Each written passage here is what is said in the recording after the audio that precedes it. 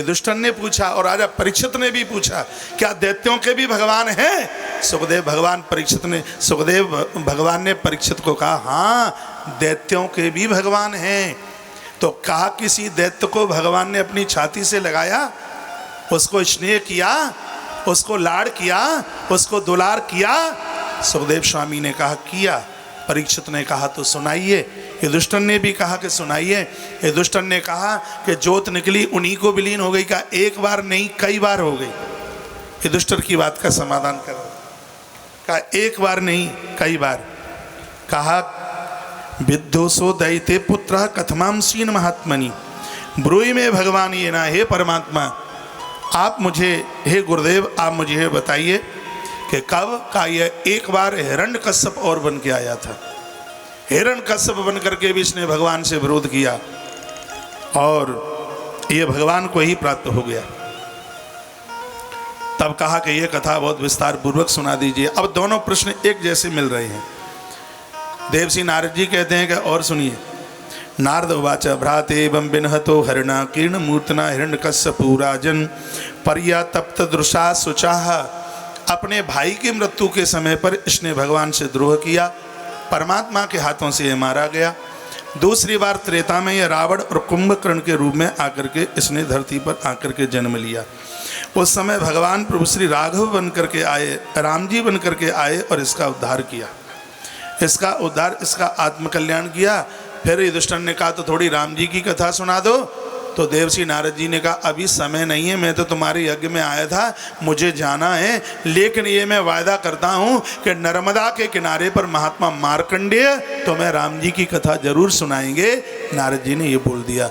और धर्मराज युधिष्ठिर ने स्कंद पुराण में रेवा खंड पूरा सुना है, जिसको आज नर्मदा पुराण के नाम से जानते हैं।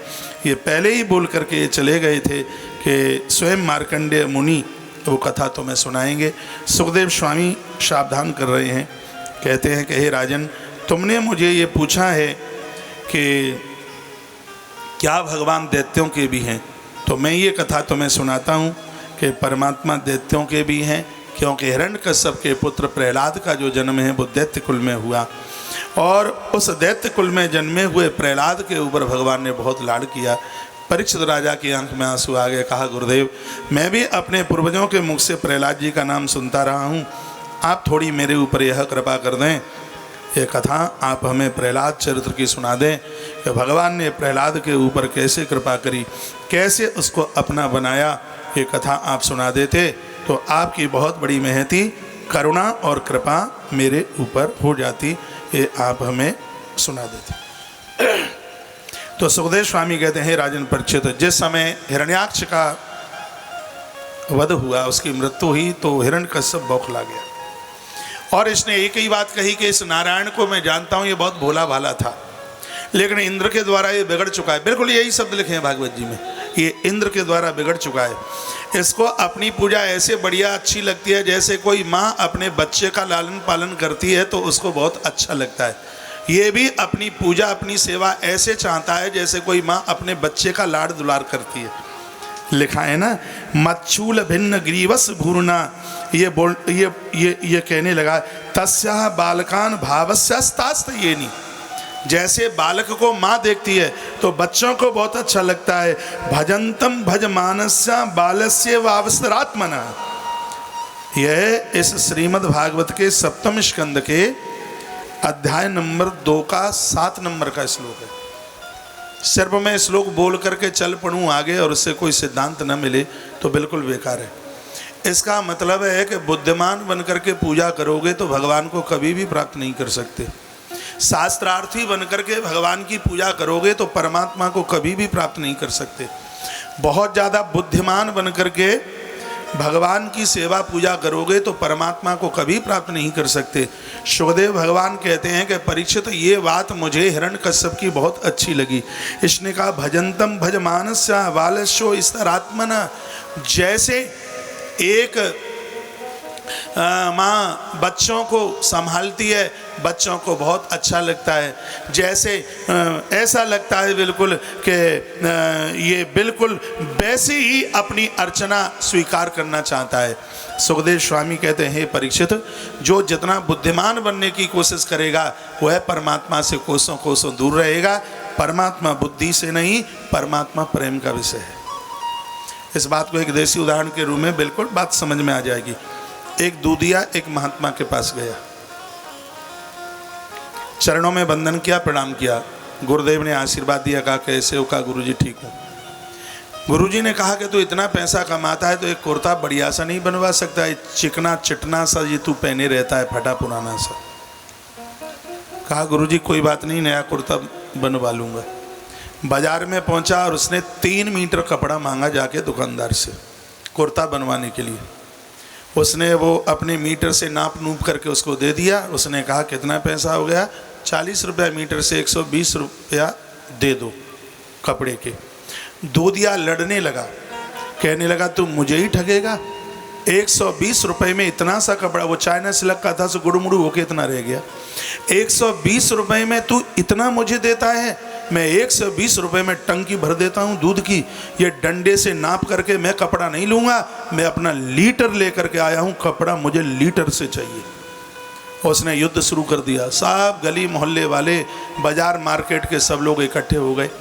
उन्हीं में एक साधु चल के आया, कहा भैया दूधिया भाई तू मत लड़, मत लड़। कपड़े के लिए मीटर चाहिए और दूध के लिए लीटर चाहिए। कपड़ा लीटर का विषय नहीं है और दूध मीटर का विषय नहीं है।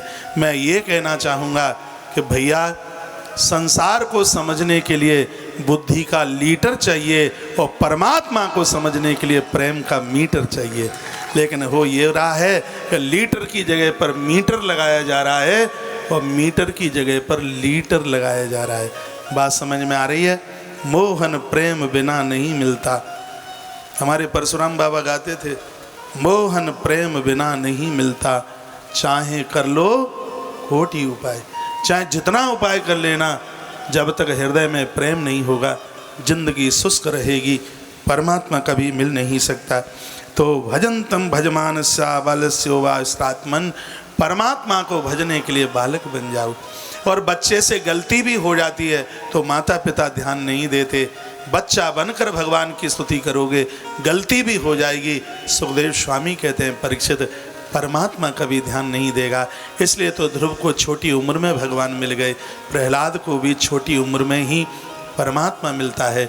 शास्त्र पढ़ने से अहंकार आता है, संपदा जोड़ने से अभिमान आता है, बड़े बनकर के व्यक्ति अहंकारी हो जाता है।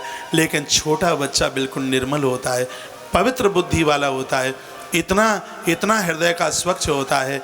एक पिता ने अपने बेटे को कहा था, बेटा मैं घर में अंदर हूँ, कोई मुझसे तगादा करने पैसा मांगने को आवे तो उसको ये मत बोलना कि पापा घर पर है, मैं तुझे 50 रुपया दूंगा। इतने में कोई आ गया, वो घर में घुसा था। उसने आके कहा, बेटा तेरा पिता घर में है क्या? बोलता है पापा तो घर में हैं लेकिन तुम्हें नहीं बताऊंगा, नहीं मेरे 50 रुपये मारे जाएंगे। बच्चे की इतनी निर्मलता, उसकी अबोधता, जब तक हम बालवत स्वभाव नहीं रखेंगे तब तक परमात्मा के चरणों में जाने का अधिकार हमें नहीं मिलेगा। भजंतम भजमानस्याम बालस्या आत्मना, ये सगरी कथा भागवत में ही है, कहीं अलग की नहीं है, इस पन्ने में लिखी हुई है। सुखदेव स्वामी ने अपना 7वें स्कंद यहीं से आरंभ किया है। प्रश्न राजा ने बहुत भारी कर दिए थे ना, ये कह दिया था कि भगवान पक्षपाती है, उसके पास समता नहीं है, वो देवताओं का है दैत्यों का नहीं है। तो सुखदेव भगवान कहते हैं कैसे है, कैसे ऐसा हो सकता है कि वो दैत्यों का नहीं है? ऐसी कथा मैं सुनाता हूँ तुम्हें। सुखदेव भगवान कहते हैं कि परमात्मा ने दैत्य के ऊपर भी कितनी बड़ी कृपा करी है।